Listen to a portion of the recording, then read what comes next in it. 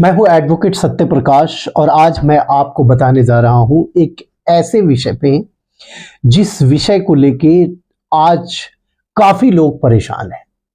आज के टाइम में हर कोई चाहता है कि अगर वो कोई प्रॉपर्टी खरीदे तो वह प्रॉपर्टी विवादित ना हो, वह प्रॉपर्टी उसको आसानी से मिल जाए। उस प्रॉपर्टी को खरीदने से पहले क्या क्या आखिर आपको जानने हैं और क्या क्या डॉक्यूमेंट्स चेक करने हैं, ये बहुत जरूरी है।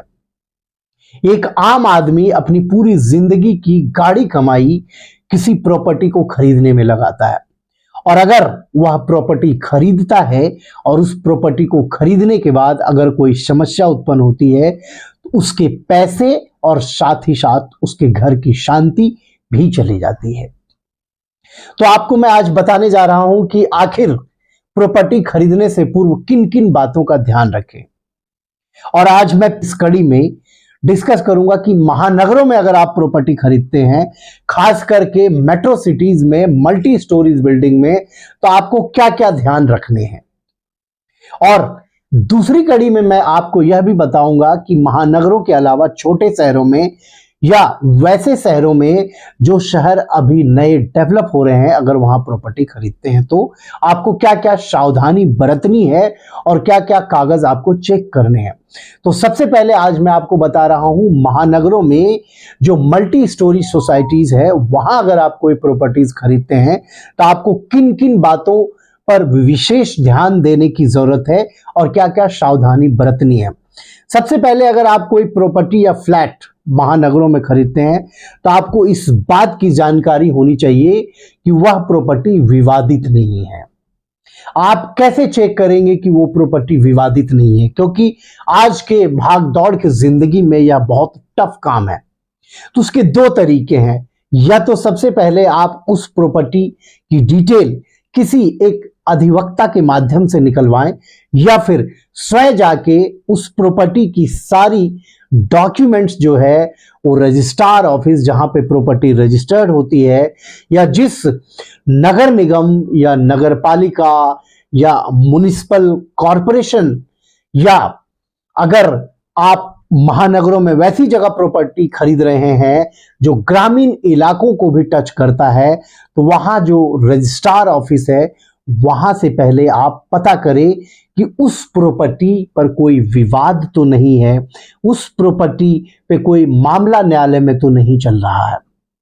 दूसरा, आप इस बात का ध्यान रखें कि अगर आप कोई फ्लैट खरीद रहे हैं, जो फ्लैट आप खरीद रहे हैं उसकी सीसी अर्थात कंप्लीशन सर्टिफिकेट, ऑक्यूपेंसी सर्टिफिकेट, जिस स्टेट में वह प्रॉपर्टी है वहां रेरा से रजिस्टर्ड है या नहीं है, जिस म्युनिसिपल एरिया में वो फ्लैट्स बन रहे हैं उस म्युनिसिपल एरिया के जो गाइडलाइंस हैं उसको फॉलो कर रही है या नहीं कर रही है, जिस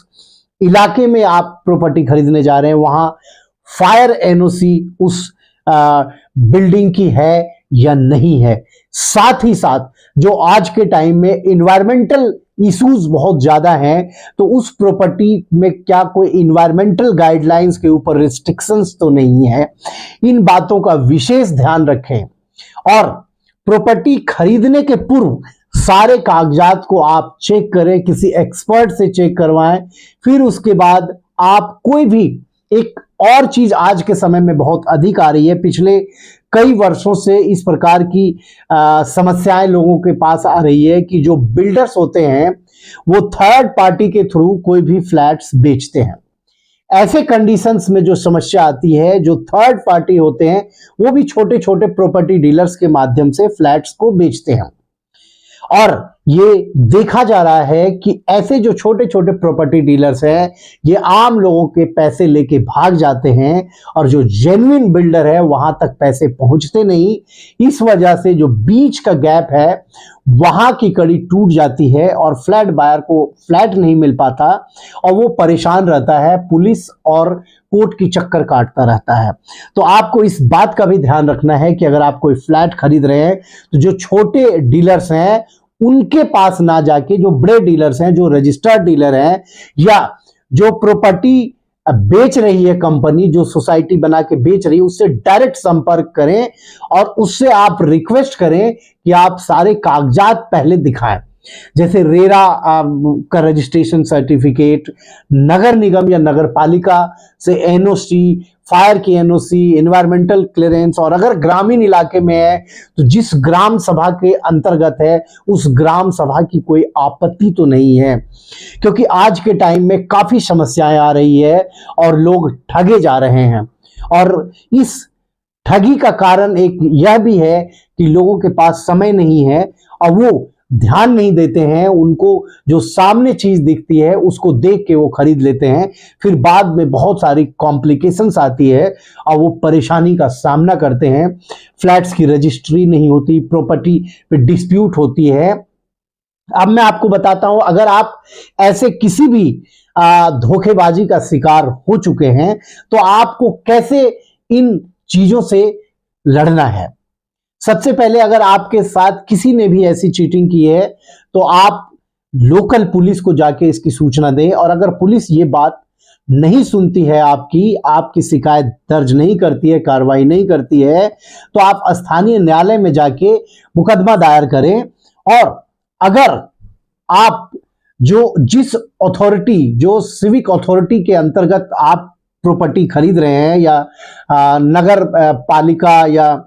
नगर निगम, वहां पे भी इसकी शिकायत करें, उस प्रोसीजर को अपनाएं। आज के समय में ये बहुत अधिक देखी जा रही है कि जो खास करके प्रॉपर्टी डीलर्स हैं वो काफी ठगी करते हैं। वो आपको ऐसे ऐसे ऑफर्स देते हैं कि आपको लगता है कि जो आप प्रॉपर्टी खरीद रहे हैं उससे अच्छी कोई और प्रॉपर्टी नहीं है। तो आप ऐसे ऑफर्स में ना फंसे, ऐसे कोई भी जो लोक लुभावन कहते हैं ना, वो आप ध्यान रखें कि आपको कोई लालच देके ना फंसाए। और अगर संभव हो तो जो आसपास के बैंक है वहां से भी इसके रिकॉर्ड निकलवाएं कि क्या जो प्रॉपर्टी आप खरीदने जा रहे हैं उसमें बैंक कोई लोन देती है या नहीं देती है। क्योंकि एक चीज और है, बैंक बहुत रिसर्च करके, और ये जो मैंने आपको बातें बताई कि जो नगर पालिका,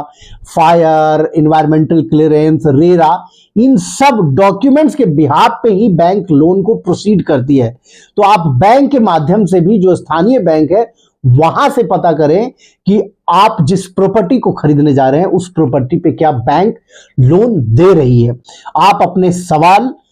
या कमेंट बॉक्स में जरूर डालें। अगर आपके मन में कोई भी सवाल प्रॉपर्टी से रिलेटेड या कोई लीगल सपोर्ट आप चाहते हैं तो मैं आपको अपने कमेंट बॉक्स के माध्यम से ही रिप्लाई दूंगा। धन्यवाद।